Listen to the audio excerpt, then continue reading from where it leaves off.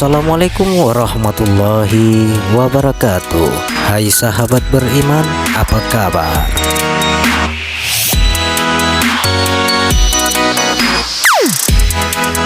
Nabi Zulkarnain merupakan salah seorang nabi yang tidak termasuk dalam urutan nabi yang harus kita ketahui. Dalam Al-Quran sendiri, Nabi Zulkarnain disebut dan diceritakan pula kisahnya dalam surat Al-Kahfi. Kali ini kami akan mengisahkan kisah Nabi Zulkarnain, sang raja pertama dan penakluk Ya'juj dan Ma'juj. Nabi Zulkarnain adalah seorang dari dua raja adil dan bijaksana yang pernah ada di bumi. Menurut kisah dari Ubaid bin Umair, Nabi Zulkarnain alaihissalam adalah sepupu dari Nabi Khidir alaihissalam dari pihak ibunya. Kemudian Nabi Khidir juga menjadi menteri sekaligus penasehat Nabi Zulkarnain alaihissalam. Nabi Zulkarnain pernah melakukan ibadah haji bersama Nabi Khidir dengan berjalan kaki. Saat Nabi Ibrahim alaihissalam mengetahui kehadirannya, beliau langsung keluar dari kota Mekah untuk menemuinya dan mendoakannya. Lalu Allah Subhanahu wa Ta'ala menundukkan awan yang bisa membawanya kemana saja ia mau. Setelah bertemu dengan Nabi Ibrahim alaihissalam, menurut tafsir Ibnu Katsir, Nabi Zulkarnain melakukan tawaf bersama dengan Nabi Ibrahim dan melakukan kurban. Petualangan dan pengembaraan Nabi Zulkarnain bermula saat beliau melakukan perjalanan ke arah barat dan menemukan umat yang tak beragaman. Dalam Al-Quran telah difirmankan oleh Allah Subhanahu wa Ta'ala, hingga ketika dia telah sampai di tempat matahari terbenam, dia melihatnya matahari terbenam ke dalam laut yang berlumpur hitam, dan di sana ditemukannya suatu kaum yang tidak beragama. Kami berfirman, wahai Zulkarnain, engkau boleh menghukum atau berbuat kebaikan mengajak beriman kepada mereka. Surat Al-Kahfi ayat 85. Kemudian Nabi Zulkarnain menempuh perjalanan lagi ke arah timur untuk menegakkan keadilan dan kebenaran.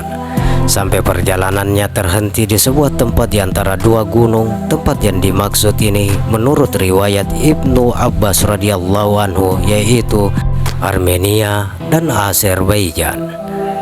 Lalu saat Nabi Zulkarnain menginjakkan kakinya di sana, ia didatangi dengan salah satu kaum yang tidak mengerti bahasanya. Sesuai firman Allah Subhanahu wa Ta'ala, hingga ketika ia sampai di antara dua gunung, didapatinya di belakang kedua gunung itu suatu kaum yang hampir tidak memahami pembicaraannya. Quran Surat Al-Kahfi ayat 93. Kaum ini mendatangi Nabi Zulkarnain karena mereka tahu kalau Nabi Zulkarnain adalah seorang raja. Atas izin Allah Subhanahu wa Ta'ala, Nabi Zulkarnain diberikan kelebihan untuk bisa berkomunikasi kepada kaum ini.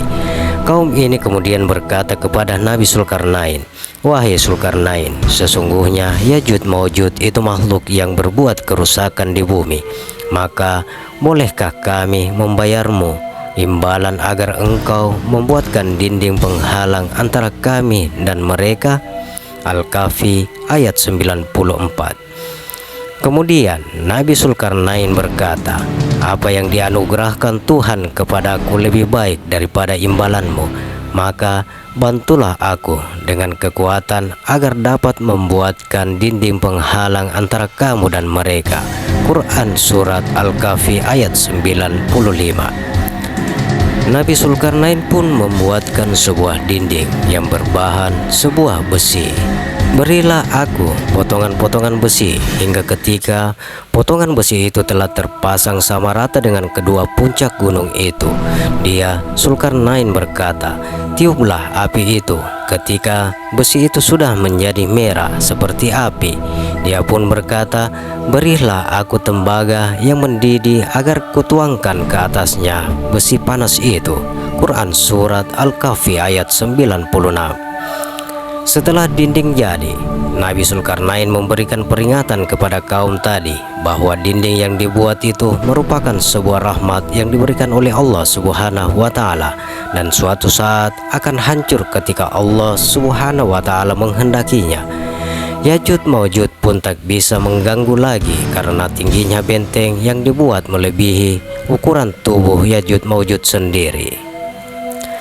Diriwayatkan oleh At-Salabi dari Ali bahwa Nabi Zulkarnain berjalan di atas bumi kembali atau menempuh perjalanan kembali untuk datang ke sebuah tempat. Allah Subhanahu wa Ta'ala mewakilkan seorang malaikat yang bernama Israfil kepadanya untuk menemani perjalanannya.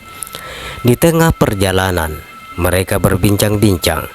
Zulkarnain berkata kepada malaikat Israfil, "Wahai Israfil, ceritakan kepadaku tentang ibadah para malaikat di langit." Lalu malaikat Israfil menjawab, "Ibadah para malaikat di langit diantaranya ada yang berdiri tidak mengangkat kepalanya selama-lamanya, dan ada pula yang ruku selama-lamanya." Lalu Zulkarnain menjawab, "Alangkah senangnya jika aku hidup bertahun-tahun untuk beribadah kepada Allah." Malaikat Israfil pun menjelaskan kepada Zulkarnain tentang Ainal Hayat, air kehidupan. Air kehidupan ini merupakan sebuah air yang apabila seseorang meminumnya, maka ia tidak akan mati kecuali Allah menghendakinya untuk mati. Air kehidupan ini ada di bagian bumi yang gelap. Tertariklah Zulkarnain atas apa yang malaikat Israfil terangkan kepadanya. Zulkarnain pun mengumpulkan beberapa alim ulama pada zaman itu dan bertanya, "Di manakah tempat bumi gelap itu?" Seseorang dari alim ulama itu menjawab, "Di tempat keluarnya matahari." Zulkarnain pun bersiap-siap untuk pergi ke tempat yang disebutkan tadi. Beliau menyiapkan 1000 kuda betina, perawan, dan memilih 6.000 orang tentara yang cendekiawan dan ahli mencambuk. Salah satunya yang terpilih adalah menterinya sendiri, yaitu Nabi Khidir. Perjalanan mereka menjumpai matahari, yaitu ke arah kiblat barat. Selama 12 tahun perjalanan, mereka tidak berhenti sama sekali, sehingga sampai di tepi bumi yang gelap itu. Dan ternyata gelapnya itu memancar seperti asap, bukannya seperti gelapnya malam. Saat Zulkarnain akan masuk ke tempat yang gelap itu, seorang cendekiawan dan pasukannya mencegah Zulkarnain. "Wahai raja, sesungguhnya raja-raja terdahulu tidak ada yang pernah memasukinya karena tempat ini sungguh berbahaya." Kemudian Zulkarnain pun menjawab, "Kita harus memasukinya, tidak boleh tidak." Zulkarnain pun masuk dan berkata kepada pasukannya, "Diamlah, tunggulah kalian di tempat ini selama 12 tahun. Jika setelah 12 tahun aku datang kepada kalian, maka kedatanganku dan penungguan kalian adalah baik. Dan jika aku tidak datang kepada kalian, maka pulanglah ke negeri asal kalian." Zulkarnain pun bertanya kepada malaikat Israfil, "Apakah kita bisa melihat kawan kita dalam kegelapan ini?" Malaikat pun menjawab, "Tidak bisa.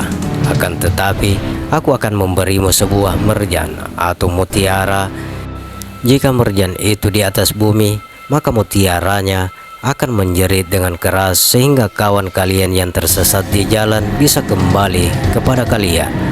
Di tempat itu mereka melakukan pencarian selama 18 hari.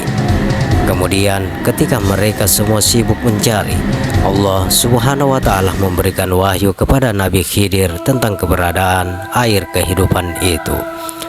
Sesungguhnya Ain al-Hayat itu berada di sebelah kanan jurang. Setelah mendengar wahyu itu, Nabi Khidir berkata kepada Zulkarnain dan pasukannya, "Berhentilah kalian di tempat kalian masing-masing. Janganlah kalian meninggalkan tempat kalian sehingga aku datang pada kalian." Nabi Khidir pun menghampiri jurang yang diwahyukan oleh Allah Subhanahu wa Ta'ala. Kemudian Nabi Khidir turun dari kudanya, melepas pakaiannya dan turun ke Ain al-Hayat tersebut. Ia mandi dan meminum air kehidupan itu, maka ia merasakan airnya lebih manis daripada madu. Setelah itu Nabi Khidir keluar dan menemui Zulkarnain, sedangkan Zulkarnain sendiri tidak mengetahui apa yang terjadi pada Nabi Khidir. Setelah 40 hari berada di tempat itu, kemudian tiba-tiba muncul sebuah cahaya seperti kilat, dan cahaya itu terlihat oleh Zulkarnain. Cahaya itu berasal dari pasir yang berwarna merah, dan terdengarlah suara gemercik di kaki kuda. Lalu Zulkarnain bertanya kepada malaikat Israfil. Malaikat Israfil pun menjawab, gemercik itu adalah suara benda. Jika kau mengambilnya akan menyesal, dan jika tidak mengambilnya kau akan menyesal. Maka akhirnya pasukan Zulkarnain pun mengambil sedikit dan keluar dari tempat gelap itu. Saat mereka sudah sampai di luar, mereka semua melihat benda yang dibawanya, ternyata itu adalah batu permata. Maka pasukan yang mengambilnya pun menyesal karena mereka mengambil sedikit. Demikianlah dengan pasukan yang tidak mengambilnya, mereka juga menyesal karena tidak mengambilnya. Perjalanan ini diakhiri dengan penemuan batu permata itu saja. Belum ada yang tahu sampai sekarang di mana sebenarnya tempat yang didatangi oleh Zulkarnain itu. Hanyalah Allah Subhanahu wa Ta'ala yang tahu apa yang terjadi di zaman itu.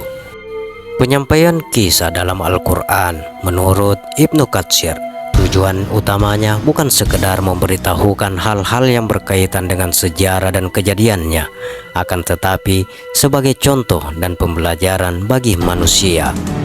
Sesungguhnya pada kisah-kisah mereka itu terdapat pembelajaran bagi orang-orang yang berakal.